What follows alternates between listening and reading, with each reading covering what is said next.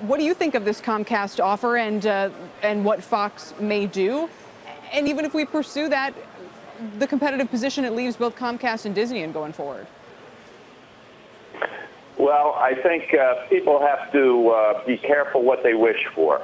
I think that AT&T won a court fight that it should have won, but now it has acquired assets at a huge price, burdened with $249 billion or so of debt, and what it's won is the right to bundle content, which it is already doing with declining businesses, including a video business that's declining at about 4% a year, and nothing clear about its strategy of bundling or moving to the direct now over-the-top side of the equation that looks like it is stemming revenue decline.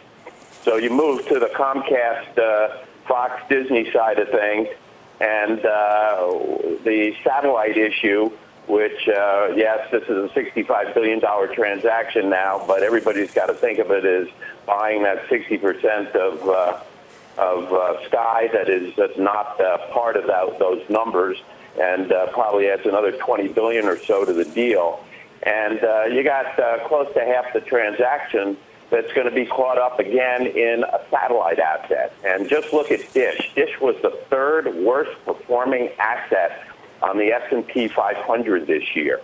Satellite around the globe is in decline, and B-Sky is not quite in decline in the way DirecTV and Dish is, but it isn't going to be far behind.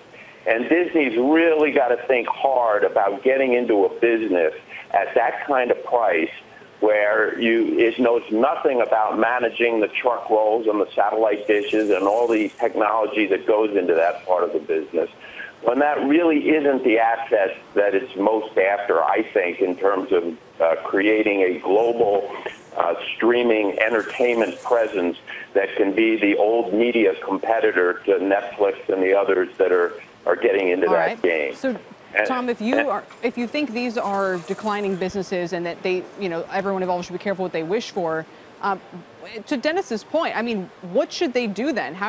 What is the right way to pursue growth?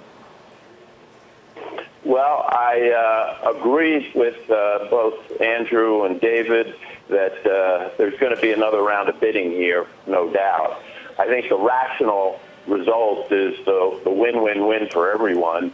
And I think Andrew's right, it's not quite as straightforward as saying this. But the win-win-win is the higher bidding gets Fox not only the premium that Rupert Murdoch thought he was originally getting, but a super premium that comes from a bidding war. And ultimately, I think what Disney cares more about is getting the studios and getting full rights to Hulu. I think Comcast probably cares more about getting out of the geographical box it's in as being a U.S.-only company and knowing how to manage Sky better. It can certainly drive the issues that are facing decline on the satellite side. And some kind of splitting here where everybody gets the piece they most need and Murdoch gets the higher premium that comes from all this is probably the rational result. Whether rational minds will prevail is another issue.